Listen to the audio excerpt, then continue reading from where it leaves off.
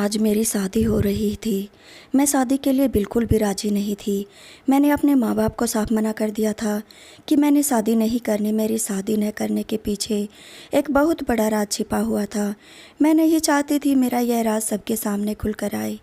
मैंने अपनी माँ के सामने रो रो कर विनती की कि प्लीज़ मेरी शादी मत करो, लेकिन उन्होंने मेरी एक भी नहीं सुनी। कहने लगी, तुम हमारी इकलौती औलाद हो, शादी करके हम अपने फ़र्ज से आज़ाद होना चाहते हैं। हमारे बाद तुम्हारा क्या होगा, यह सोचकर ही हमें डर लगता है। शादी एक ऐसा मजबूत बंधन है कि तुम अपने पति के साथ खुशहाल ज़िंदगी गुजारोगी और हम भी सुकून से मर सकेंगे। मेरी जिद देखते हुए मेरी माँ मेरे सामने हाथ जोड़ लिए और मैं अपनी माँ को यूँ रोते हुए नहीं देख सकती थी। मजबूरी में सही, लेकिन इस रिश्ते के लिए हाँ कर दी। मैं दुल्हन बनी, आज अपने पति के घर आई थी। मेरी ननद ने मुझे कमरे में बिठाया। मैं बहुत ज़्यादा डरी हुई थी। मुझ पर इस कदर डर था कि मेरे दिल की धड़कन तेज़ी से चल रही थी। मेरा पूरा शरीर काँप रहा था। मेरे हाथ ठंडे हो रहे थे।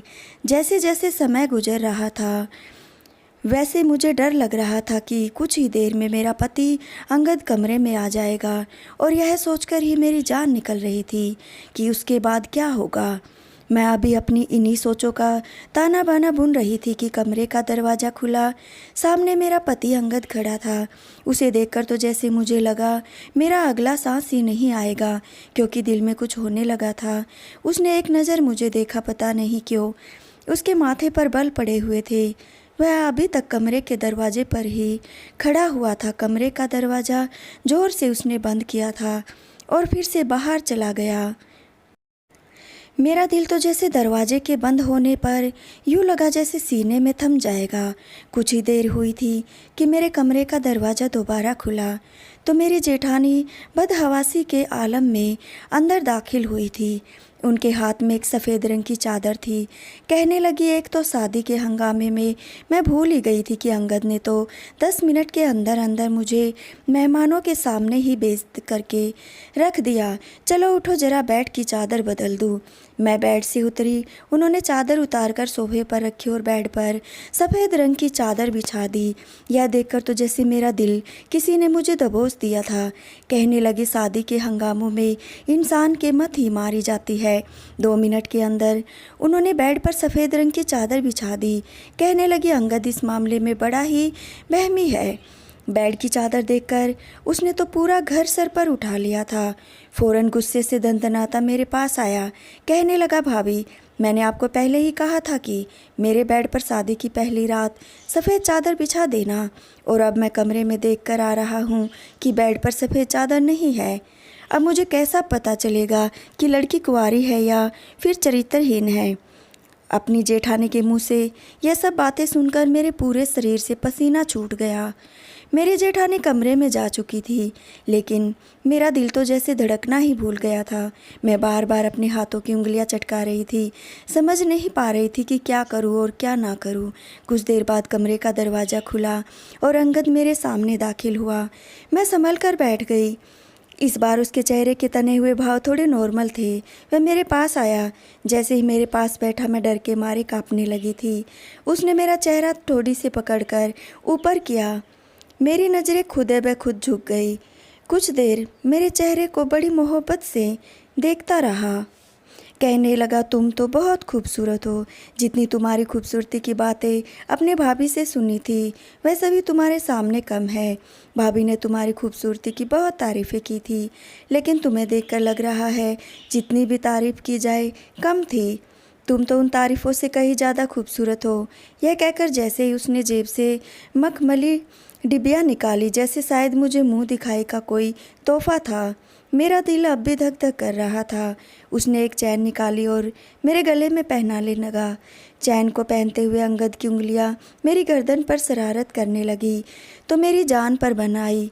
उसकी आंखों की बेचैनी अब ढूंढने लगी थी। उसकी आंखों में छाने वाला खुमार मेरी जान निकाल रहा था। धीरे धीरे वह मेरे करीब होने लगा था, लेकिन मैं एकदम से पीछे हट गई। मेरी इस हरकत पर वह मुस्कुराने लगा, कहने लगा, सुनैना, शादी हुई है हम दोनों की, पति पत्नी का रिश्ता ऐसा ही होता है, हम दोनों के बीच कोई भी पर्दा नहीं है। यह कहते हुए अंगद ने मेरा हाथ पकड़ लिया, जो बिल्कुल ठंडा हो रहा था। शायद धीरे धीरे वह मुझे विश्वास लेने में की कोशिश कर रहा था, लेकिन मैं पूरी तरह लरज रही थी। अंगद फिर मुझे समझाने लगा, देखो सुनैना, यह हमारे बीच जो कुछ भी हो रहा है, यह जायज़ है। लड़कियां अक्सर ऐसे मौके पर घबरा जाती है, लेकिन मेरा विश्वास करो, मुझसे कोई तकलीफ़ नहीं होगी। मैं पति हूँ तुम्हारा। शायद मेरे कांपने और घबराने, वह मुझे समझाने की कोशिश कर रहा था, लेकिन मेरे कांपने और घबराने की वजह कुछ और ही थी। मैं अपने घर से विदा होने से पहले नींद की 4 गोलियाँ खाकर आई थी, इसलिए धीरे धीरे मेरी आंखों में नींद उतरने लगी थी। देखते ही देखते नींद की गहरी वादियों में उतरती चली गई। बस मुझे यह याद था कि अंगद मुझे हिला जुला रहा था, कह रहा था कि सुनैना, तुम्हें क्या हुआ है। उसके बाद मेरा दिमाग बिल्कुल अंधेरे में जा चुका था। जब मुझे होश आया तो मुझे ड्रिप लगी हुई थी और मैं अपने ही कमरे में लेटी हुई थी। मेरी जेठानी मेरे सिराने बैठी थी और मेरी नंद भी बेड के पास ही खड़ी हुई थी, मुझ पर फूंके मार रही थी और अंगद कमरे में चहलकदमी कर रहा था। यह सब देखकर उठकर बैठने लगी तो मेरी जेठानी कहने लगी, लेटी रहो, डॉक्टर भी कमरे में मौजूद थी। उसने मुझे होश में आते हुए देखा तो कहने लगी, जैसे ही ड्रिप ख़त्म हो अंगद से कहिएगा कि ड्रिप उतार दे। फिर उसने मुझे कुछ मेडिसिन लिख कर दी और कहने लगी, इनको रेगुलर इस्तेमाल करवाना। जल्दी ही डॉक्टर कमरे में जा चुकी थी। मेरी जेठानी कहने लगी, मैं तुम्हारे लिए दूध का गिलास लाती हूँ। यह कहकर भी कमरे से बाहर निकल गई। पीछे पीछे मेरी नंद भी चली गई थी। मैंने अंगद की तरफ देखा तो उसके माथे पर बल पड़े हुए थे, गुस्से से कमरे के चक्कर काट रहा था। मैंने घड़ी की तरफ देखा, सुबह के 6 बजने वाले थे। मैं अभी तक दुल्हन के जोड़े में थी, लेकिन उसने अपने कपड़े बदल रखे थे। मेरे पास आया और मुझे गुस्से से घूरने लगा, कहने लगा, यह क्या तमाशा था, तुमने रात को नींद की गोलियां खाई थी। मैंने कोई जवाब ना दिया। मैंने नज़रें चुरा ली। वह कहने लगा, आर यू मैड। सुनैना, तुम पागल तो, तुम्हारा दिमाग तो ख़राब नहीं था। मैंने कहा, मेरे पास कोई रास्ता नहीं था, मुझे माफ़ कर दे, क्योंकि मुझे शादी से डर लगता है। मेरी बात सुनकर मुझे देखता रहा, फिर कहने लगा, इस बात का यह हल कि तुमने पूरी रात हम सबको परेशान कर दिया। कोई भी लड़की अपनी शादी की रात नींद की गोलियां खाकर तो नहीं आती। हर लड़की को शादी की रात कुछ ना कुछ घबराहट होती है, क्योंकि वह एक नए रिश्ते में बंधने जाती है और पति से उसका संबंध काफ़ी गहरा होता है। लेकिन कोई भी लड़की नींद की गोली नहीं खाती। मेरी ड्रिप ख़त्म हो चुकी थी। अंगद मेरी ड्रिप उतार दी और मुझे प्यार से समझाने लगा, कहने लगा कि आज की रात के लिए मैंने बहुत से सपने अपनी आंखों में सजाए थे, लेकिन मुझे लगता है कि जैसे तुम्हें कुछ समय दे देना चाहिए ताकि तुम दिमागी तौर पर इस रिश्ते के लिए तैयार हो जाओ, क्योंकि रात वाली हरकतों ने दोबारा नहीं चाहता। यह सुनकर मैं कुछ देर के लिए रिलैक्स हो गई। मैं यही तो चाहती थी कि वह मेरे करीब ना आए, मुझे कोई रास्ता ना बनाए, क्योंकि इसके पीछे बहुत बड़ी वजह थी। लेकिन यह कब तक मुमकिन था। मुझे 4 दिन दे देता, 1 हफ्ता दे देता, ज़्यादा से ज़्यादा 1 महीना देता। उसकी आंखों की बेचैनियाँ देखकर मैं समझ नहीं पा रही थी कि कैसे इस इंसान के उमड़ते मचलते जज्बातों को रोक सकती हूँ। वह मेरे चेहरे को बड़ी गौर से देख रहा था और मैं बदहवास थी। ना मेरे दिल में कोई उमंग थी और ना ही मेरी शादी मेरी मर्जी से हुई थी। यह एक ज़बरदस्ती का बंधन था। लेकिन खैर, मेरा सारा डर उस बेडशीट से आता था जो मेरे लिए मौत का पैगाम लेकर आती थी। अगर रात को मैंने मेडिसिन ना खाई होती तो अंगद कहने लगा कि कितनी खूबसूरत और मासूम हो, तुम्हें देखकर मेरा दिल मुझे बेईमानी पर उकसाता है। लेकिन खैर, तुम्हारा ख्याल तो रखना ही पड़ेगा, क्योंकि यह मेरी जिम्मेदारी है। यह कहकर वह वहाँ से उठकर चला गया था। कुछ देर बाद मेरी जेठानी मेरे लिए दूध का गिलास ले आई। मुझे दूध पिलाकर उन्होंने मुझे सोने के लिए कह दिया। मैं दोबारा से लेट गई और सो गई। मेरे ससुराल में ज़्यादा लोग नहीं थे। मेरी एक नंद थी, वह भी शादीशुदा। मेरे एक जेठ जेठानी थे, वह भी अपने अलग से सेटल थे, अभी सिर्फ शादी के लिए इस घर में आए हुए थे। मेरी जेठानी और मेरी नंद का व्यवहार मेरे साथ बहुत ही अच्छा था। अंगद ने 2-3 दिन मुझे कुछ भी नहीं कहा था, बस मुझे अपने रिश्ते के बारे में बताता रहा कि पति पत्नी का रिश्ता ऐसा ही होता है। इन 3 दिनों में यह जान चुकी थी कि वह कभी भी इस्तेमाल की हुई चीज़ इस्तेमाल में नहीं लाता था। कहता मुझे नफ़रत है ऐसी चीज़ों से जो किसी और की इस्तेमाल की गई हो। एक बार खाने के बीच मेरे जेठ ने अंगद के गिलास से पानी पी लिया था और वही गिलास मेरे जेठ ने अंगद के सामने दोबारा रख दिया। लेकिन मैंने देखा कि अंगद ने दूसरा गिलास उठाया और उसमें पानी पिया था।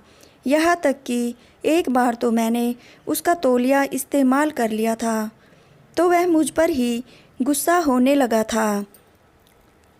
कहने लगा कि कोई मेरी चीज़ों को इस्तेमाल करे तो मुझे बहुत गुस्सा आता है। मुझे इस्तेमाल की हुई चीज़ें बिल्कुल भी पसंद नहीं है। कहने लगा प्लीज़ मेरी चीज़ इस्तेमाल मत किया करो। सुने ना, मुझे बहुत ज़्यादा इरिटेशन होती है। जैसे जैसे समय गुजर रहा था मेरा दिल था जैसे थम रहा था, क्योंकि जिस हकीकत को मैं अपने साथ लाई थी वह इतनी भयानक थी कि कोई मर्द उसे बर्दाश्त नहीं कर सकता था। और अंगद की आदत जिस तरह की थी, मेरा दिल उस वक्त यही सोचकर कांपने लगा था कि मुझे दोबारा अपने रिश्ते के हक़ को वसूल करेगा तो मैं क्या करूँगी। उस वक्त यह सोचकर मेरा दिल दहलने लगता था। मेरी शादी को 8 दिन गुजरे तो मैंने घर का काम भी करना शुरू कर दिया था, खाना भी बनाने लगी थी। अब तो मेरी जेठानी अपने घर जा चुकी थी। शाम को जब अंगद ऑफिस से वापस आता तो खाने के बीच मुझे देखकर खाने के बाद मैं किचन में जाकर बर्तन धोने लगी।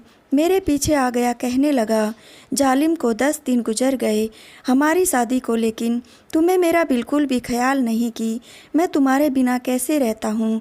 वह मेरे पास आ गया, मेरे हाथ से बर्तन पड़े और सिक रहते हुए कहने लगा छोड़ो यह सब, चलो मेरे साथ कमरे में। मेरा हाथ थामे वह मुझे कमरे तक ले जाने लगा। कमरे का दरवाज़ा बंद करके उसने कुंडी लगा दी और मैं यूं ही कि जैसे थर थर काँपने लगी। मेरी धड़कनें बुरी तरह से चल रही थी। मुझे घुटन का एहसास हो रहा था, मेरी हालत ख़राब होने लगी थी। मैंने डर को देखकर उससे मुझे बेड पर बिठाया। कहने लगा आखिर तुम्हें प्रॉब्लम क्या है सुनैना? कोई भी लड़की ऐसा नहीं करती जैसा तुम रही हो। वैसे तुम ठीक ठाक रहती हो, भाभी के सामने भी अच्छी भली बातें करती हो, घर के काम भी कर रही हो, कुछ कर रही हो, लेकिन मेरा एहसास नहीं है। जब भी मैं तुम्हारे करीब आने की कोशिश करता हूँ तुम बुरी तरह काँपने लगती हो। ऐसा कब तक चल सकता है? मैंने कहा मुझे डर लगता है। कहने लगी किस लिए? मैं तुम्हारा सारा डर ख़त्म कर दूंगा, तुम्हें ज़रा भी तकलीफ़ नहीं होने दूंगा। यह कहकर उसने मेरे चेहरे पर आईलट अपनी उंगलियां से पीछे की। फिर धीरे धीरे वह अपने हाथों से मेरे चेहरे को छूने लगा, लेकिन मैंने फ़ौरन से उसका हाथ पीछे करना चाहा, लेकिन इस बार उसने मेरा हाथ अपने दूसरे हाथ लेकर रोका था। कहने लगा आज नहीं, आज तुम मुझे नहीं रोकोगी। आज अगर तुमने ज़बरदस्ती करनी पड़ी तो मैं पीछे नहीं हटूंगा। बहुत तड़पा लिया तुमने मुझे, तुम्हारे डर को मैं अपनी मोहब्बत से दूर कर दूंगा। यह कहने लगा। उसने मेरे बाल खोल दिए। मेरी हालत यह थी कि मैं अपने आंसू भी बड़ी मुश्किल से रोके हुए थी। उसने पहले ही वह मेरे करीब आता, मैंने अपना हाथ उसके सीने पर रख उसे रोका था। मैंने कहा अंगद प्लीज़ मुझे थोड़ा समय दे। कहने लगा नहीं, बिल्कुल नहीं। उसकी शरारतें धीरे धीरे बढ़ती चली जा रही थी। उसकी नरम नरम सांसें मेरी गर्दन पर पड़ने लगी और एकदम ही मैंने उसे खुद से पीछे किया था। मैंने कहा अंगद मुझे घुटन हो रही है, ऐसा लगता है मुझे कुछ हो जाएगा। मेरी बात सुनकर कहने लगा अच्छा क्या हो जाएगा तुम्हें? बेहोश हो जाओगी। ठीक है हो जाओ बेहोश, लेकिन होश में आने के बाद भी मैं तुम्हारे साथ वह सब करूँगा जिसका मैं हक रखता हूँ। मैं रोने लगी, उसे खुद से दूर करने लगी। मेरी हालत और भी ज़्यादा बिगड़ने लगी, लेकिन वह मुझे छोड़ने को तैयार नहीं था। अब वह मेरे बेहद करीब आ चुका था, मुझे अपनी बाहों में समेट चुका था। अब मैं कुछ नहीं कर सकती थी। मैंने खुद उसके हवाले कर दिया, लेकिन एकदम ही जैसे उसे कुछ याद आया वह फ़ौरन से मुझसे पीछे हटा। कहने लगा सफ़ेद चादर तो बिछाना ही भूल गया। वह सफ़ेद चादर मेरे लिए मौत का संदेश था। इससे पहले वह मेरे पास जाता। मैं उसका हाथ पकड़ लिया। मैंने कहा प्लीज़ मुझे छोड़कर मत जाओ, मुझे डर लगता है। मेरी बात वह हैरत से मुझे देखने लगा। कहने लगा क्या चीज़ हो तुम? मेरे पास आने से भी डर लगता है और दूर जाने से भी डर लगता है। अभी 1 मिनट रुको, अभी आता हूँ, एक बार सफ़ेद चादर ले आऊँ। यह कहकर उसने मेरा हाथ अपने बाजू से जुदा किया और खड़ा हो गया। अलमारी में सफ़ेद चादर ढूंढने लगा, लेकिन वह चादर तो मैं छुपा चुकी थी। काफ़ी देर तक वह चादर को ढूंढता रहा, लेकिन जब नहीं मिली तो उसने ठंडी आह भरी और अलमारी बंद कर दी। वापस आकर लेट गया। कहीं लगा सफ़ेद चादर ने आज तुम्हारी जान बचा दी है। पता नहीं भाभी ने वह चादर कहाँ रख दी। यह सुनकर मैं चुप हो गई। फिर कहने लगा, सुनैना, तुम मेरी आदत को इतने दिनों से अच्छी तरह समझ गई हो। मुझे कहना अच्छा तो नहीं लग रहा, लेकिन फिर भी जैसा कि आजकल का माहौल है, सावधानी ज़रूरी होती है। मैं नहीं चाहता मुझे ऐसी लड़की मिले जो पहले से अपनी इज्जत गंवा कर आई हो। यह कहकर उसने अपनी साइड का लैंप ऑफ कर दिया और सो गया। लेकिन मेरी तो जैसे आंखों से नींद गायब हो चुकी थी। मैंने बहुत कोशिश की कि मैं सो जाऊं, लेकिन मुझे नींद नहीं आई थी। अगले दिन अंगद मुझसे कहने लगा कि उसका एक दोस्त है जो बाहर देश गया था, अभी वापस आया है और उसे पता चला है मेरी शादी हो गई, इसलिए कह रहा था अपनी शादी की पार्टी दो। यह कहकर अंगद मुस्कुराने लगा, कहने लगा, मैंने उसे चाय पर बुलाया है, तुम चाय का अच्छा खासा इंतज़ाम कर लेना। मैंने कहा, जी ठीक है। मैंने चाय का अच्छा खासा इंतज़ाम किया। शाम तक अंगद का दोस्त आ गया। मैंने किचन में सब कुछ तैयार रखा था। अंगद किचन में आया, चाय लेकर अपने दोस्त के सामने रख दी, लेकिन अंगद मुझे भी बुलाने लगा। कहने लगा, तुमसे मिलना चाहता है। मैंने कहा, क्यों किसी अजनबी से मिलूं? वह आपका दोस्त है। वह कहने लगा, वह मेरा बहुत अच्छा दोस्त है, इसलिए तुम्हें उसे अजनबी कहने की कोई ज़रूरत नहीं है। बहुत ही शरीफ लड़का है। उसने मेरा हाथ पकड़ा और मुझे ड्राइंग रूम में ले जाने लगा, लेकिन ड्राइंग रूम में जाने से पहले ही उसके दोस्त पर मेरी नज़र पड़ी थी और मेरे होश उड़ गए थे। ऐसा लगा जैसे ज़मीन आसमान मेरी आंखों के सामने घूम गए। मेरी आंखों के नीचे अंधेरा छा गया और मैं वहीं बैठ गई। अंगद कहने लगा, सुनैना, क्या हुआ तुम्हें? चलो मेरे दोस्त से एक मुलाकात कर लो, वह तुम्हें देखना चाहता है। मैंने कहा, अंगद, पता नहीं क्यों मेरा सर चकरा रहा है। मैं कुछ देर अपने कमरे में आराम करना चाहती हूँ। मेरी हालत को देखते हुए अंगद ने मुझे कुछ नहीं कहा और खुद ही अपने दोस्त के पास चला गया। मैं कमरे में चली आई थी। मैंने डर की असली वजह नहीं, वही इंसान था जो अभी अभी अंगद का दोस्त बना ड्राइंग रूम में बैठा था। मैं फूट फूट कर रोने लगी। यह एक कड़वी हकीकत थी जिसे मैं भूल जाना चाहती थी, लेकिन किस्मत को कुछ और ही मंजूर था। रौनक से मेरी पहली मुलाकात एक स्टोर पर हुई। हम दोनों एक न्यू ईयर कार्ड लेना चाहते थे और इत्तेफाक ऐसा था कि यह कार्ड बस एक ही था जिस पर हमारी बहुत बहस हुई थी। न्यू ईयर का वो कार्ड ऐसा था कि हम दोनों को वही कार्ड पसंद आया था। सेम वैसा ही कार्ड दूसरा उस शॉप पर नहीं था। दोनों इस कार्ड को लेकर बहस करने लगे। थोड़ी देर बाद रौनक ने वह कार्ड मुझे दे दिया, लेकिन उसका कार्ड उसने अपना नाम और नंबर भी लिख दिया। जब मैं घर आकर देखा तो उसका नाम और फ़ोन नंबर लिखा हुआ था। काफ़ी खूबसूरत नौजवान था, लेकिन खैर मुझे उसकी हरकत पर गुस्सा आया था, क्योंकि अब वह कार्ड मेरे किसी काम का नहीं था। अगर मैं अपनी फ्रेंड को वह कार्ड देती तो उस पर उस लड़के का नाम और फ़ोन नंबर लिखा हुआ था और मैं वह कार्ड अपनी फ्रेंड को नहीं दे सकती। मैंने गुस्से में इस नंबर को डायल किया और उसे डांटने लगी, तुमने अपना नंबर इस कार्ड पर क्या लिखा? यह मेरे किसी काम का नहीं है। खैर यहीं से हमारी बातों का सिलसिला शुरू हुआ, जो बढ़ते बढ़ते बहुत आगे तक चला गया था। मुझे रौनक से मोहब्बत हो गई थी और वह भी ऐसे ही मुझसे मोहब्बत करता था। पहले तो हमारे बीच सिर्फ बातें होती थी, लेकिन धीरे धीरे वह मेरी तारीफ़ें करने लगा कि पहली नज़र में तुम मुझे बहुत अच्छी लगी थी और जानबूझकर मैं तुमसे बहस शुरू की थी। मुझे उस कार्ड से कोई दिलचस्पी नहीं थी। मैं चाहता तो दूसरा कार्ड भी ले लेता। मुझे दिलचस्पी तो तुम में थी, इसलिए मैंने अपना नंबर लिखकर दे दिया था। पहले तो मेरा इरादा उसे सिर्फ दोस्ती करने का था, जैसे ही मेरी दोस्ती कर रखी, लेकिन मैं नहीं जानती थी यह दोस्ती मोहब्बत में बदल जाएगी और वह मुझे बहुत प्यारा हो जाएगा। 6 महीने ही हमारा यह हाल था कि हम एक दूसरे के बगैर रह नहीं सकते थे। अब हमारे बीच किसी भी बात का कोई पर्दा नहीं था। हम एक दूसरे से हर तरह बातें शेयर करने लगे, वह बातें भी जो हमें नहीं करनी चाहिए थी। शैतान जब इंसान पर हावी होने लगता है तो इसकी अकल ख़त्म हो जाती है। हमारे साथ भी ऐसा ही हुआ। धीरे धीरे बहकने लगी, अपनी राय से भटकने लगी। शायद वह उम्र की कुछ ऐसी जज्बाती उम्र होती है। उसे समय में इंटर क्लास में थी और मेरी उम्र उस समय 17 साल थी। ऐसी नाजुक उम्र होती है कि लड़कियां बहुत जल्द अपनी राह से भटक जाती है। एक बार मुझे रौनक ने बाहर मिलने के लिए बुलाया था। मेरा अपना खुद ये हाल था कि अब बातों से मन नहीं भरता था। मैंने सोचा कि एक मुलाकात कर लेनी चाहिए और उसे मिलने के लिए चली गई। एक दूसरे को देखकर हमारे जज्बात उभरने लगे, बेकाबू होने लगे थे। मुलाकातों का सिलसिला जारी हो गया था और एक बार सब कुछ हो गया था जो नहीं होना चाहिए था। उस दिन कॉलेज के लिए निकली थी, लेकिन असल मकसद तो रौनक से मुलाकात करना था। पहली मुलाकात में हम एक कैफ़े में मिले थे। एक दूसरे को देखकर हमारे मन नहीं भरा था। हम एक दूसरे के और भी करीब होना चाहते थे। मैं इस बार रौनक से भी कहना चाहती थी कि वह अपना रिश्ता मेरे लिए भेज दे। हालांकि चाहत तो उसकी भी यही थी। वह मुझे अपने एक दोस्त के फ्लैट पर ले गया था। हालांकि अकेले फ्लैट में मुझे थोड़ी घबराहट हो रही थी, लेकिन धीरे धीरे घबराहट कम होने लगी। रौनक मुझे बताने लगा कि मैं अपने बड़े भाई के पास इटली जा रहा हूँ। 3 साल बाद वापस लौटेगा और फिर तुम्हारा रिश्ता मांग लूँगा। 3 साल में अच्छा भला सेटल हो जाऊँगा तो तुम्हारे घर वाले रिश्ते पर ऐतराज़ नहीं करेंगे। रौनक की बातें सुनकर मेरी आंखों से आंसू बहने लगे। मैंने कहा, रौनक, मैं 3 साल कैसे गुजारूंगी तुम्हारे बगैर?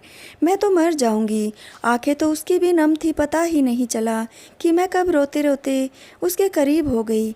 मैंने उसके कंधे पर सर रख दिया और रोने लगी।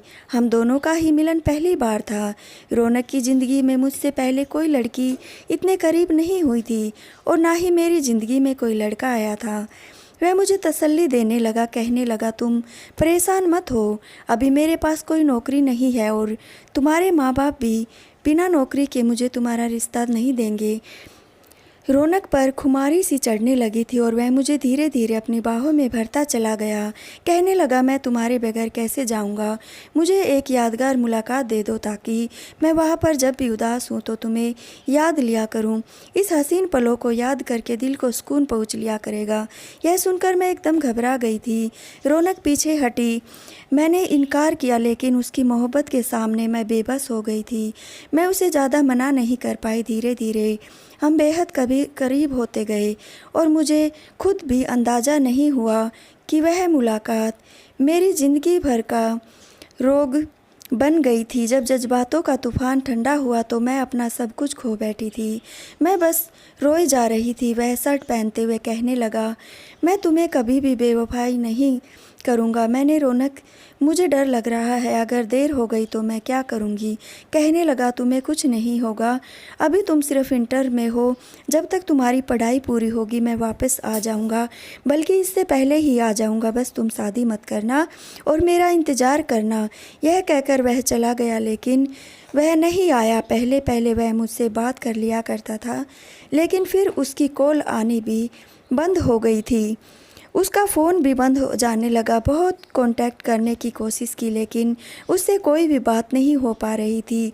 4 साल तक मैंने उसका इंतज़ार किया, लेकिन वह नहीं आया। 21 साल की हो चुकी थी और मेरे रिश्ते आने लगे। मैं अपने माँ बाप को कभी कोई बहाना कर देती और कभी कोई बहाना कर देती, लेकिन अंगद के रिश्ते ऐसी कोई कमी नहीं थी कि मैं इनकार कर सकती थी। वह खूबसूरत हैंडसम लड़का था, उसका कोई भी कमी नहीं थी। फिर मैं कैसे इनकार कर सकती? मेरे माँ बाप मेरी उससे शादी कर दी और मैं उसकी पत्नी बनकर उसके घर आ गई। लेकिन जैसे ही शादी की पहली रात सफ़ेद चादर बिछाई गई, मैं अजीब घबराहट गई। फिर क्योंकि वह जान जाता कि मैं पवित्र नहीं हूँ और अब रौनक मेरे सामने आकर खड़ा हो गया। वह क्यों आया था? जब 4 साल में नहीं आया तो अब क्यों मेरी ज़िंदगी बर्बाद करने आ गया? तो पहले ही बड़ी मुश्किल से अपनी ज़िंदगी गुजार रही थी। मैंने पति बिना सफ़ेद चादर के अपनाने का तैयार नहीं था। उसे मेरी पवित्रता का सबूत चाहिए था, जो मैं खो चुकी थी। शाम से रात हो गई। अंगद कमरे में आया तो मुझे रोता देखकर पूछने लगा। मैंने कहा, मेरा सर में बहुत दर्द है। कहने लगा, चलो डॉक्टर के पास ले जाता हूँ। मैं इनकार कर दिया। मैंने कहा, टेबलेट खा लूँगी, कुछ ही देर में ठीक हो जाऊँगी। वह कहने लगा, रौनक मेरा बहुत गहरा दोस्त है, मैं चाहता था कि तुम भी हमारे साथ बैठकर बातें करती। फिर अंगद कहने लगा, जानती हो सुनैना, मेरे दोस्त रौनक के साथ बहुत बुरा हुआ। मैंने कहा, क्यों, क्या हुआ? कहने लगा, उसे एक लड़की से मोहब्बत हुई थी, लेकिन उस लड़की ने उसे धोखा दिया। वह तो उसे लड़की की खातिर विदेश भी चला गया था ताकि खुद को सेटल कर सके और उस लड़की से शादी कर सके, लेकिन उस लड़की ने उसे धोखा दिया। वह जहाँ गया वही उसका एक्सीडेंट हो गया और उसमें उसकी एक टांग भी खराब हो गई। अब भी स्टिक के सहारे चलता है। इस एक्सीडेंट में उसकी मोबाइल भी किसी ने उठा लिया था और उसे वापस नहीं मिला, इसलिए उस लड़की को दोबारा बात नहीं कर पाया। जिस कंपनी से उसे नौकरी मिली थी उन्हें भी उसका इलाज करवाया था, लेकिन उसे 4 साल के लिए कैद कर लिया गया था। जैसे ही वह ठीक होगा दोबारा से नौकरी ज्वाइन करेगा और 4 साल तक वापस हिंदुस्तान नहीं जा सकता। उस लड़की से वह चाहकर भी कोई बात नहीं कर पा रहा था, क्योंकि उसका फ़ोन नंबर था जो कि एक्सीडेंट की वजह से वही मौके पर किसी ने उठा लिया था। अब वह तो उसे पता चला था कि उस लड़की की शादी हो चुकी थी। उस लड़की ने उसके साथ बेवफाई की, उसका इंतज़ार तक नहीं किया, बस यही बताने के लिए आया था। और फिर कहने लगा कि तुम्हें पता है मैं शादी की रात सफ़ेद चादर क्यों बिछाना चाहता था? मैंने पूछा था क्यों? कहने लगा, उस लड़की ने मोहब्बत में रौनक के साथ सारी हदें पार कर दी थी और फिर किसी दूसरे के साथ शादी करके खुशी खुशी अपनी ज़िंदगी गुजार रही है, अपने पति को धोखा दे रही है। ऐसी बहुत सी लड़कियों के बारे में मैंने सुन रखा है। पहले तो शादी से पहले अय्यासियाँ करती है और पति को खबर भी नहीं होती। उनके साथ ज़िंदगी गुजारने वाली लड़की पवित्र है या फिर अपनी इज्जत पहले ही गंवा चुकी है। अब मैं और ज़्यादा बर्दाश्त नहीं कर सकती थी। मैं अंगद के पास आई और रोने लग गई। अंगद ने कहा, क्यों रो रही हो? तुम्हें क्या हुआ? मैंने उसके सामने हाथ जोड़ दिए। मैंने कहा, अंगद मुझे माफ़ कर दो, मैंने बहुत बड़ा पाप किया। मैं तुमसे झूठ बोलकर ज़िंदगी नहीं गुजार सकती। मैं अंगद को सब कुछ सच सच बता दिया। वह हैरत से मुझे देख रहा था। मैंने कहा, मैं तुम्हारे लायक नहीं हूँ। मैंने रौनक से मोहब्बत की थी, लेकिन पता नहीं क्यों यह पाप कर बैठी थी। मैंने 3 साल तक उसका इंतज़ार किया। मुझे लगा उसने बेवफाई की है, मैं नहीं जानती थी उसके साथ यह हादसा हो गया। शादी के बाद मुझे यही डर लगता था कि तुम जान जाओगे तो मुझे नहीं रखोगे और तलाक दे दोगे, इसलिए मैं नहीं चाहती थी कि तुम मेरे करीब आओ।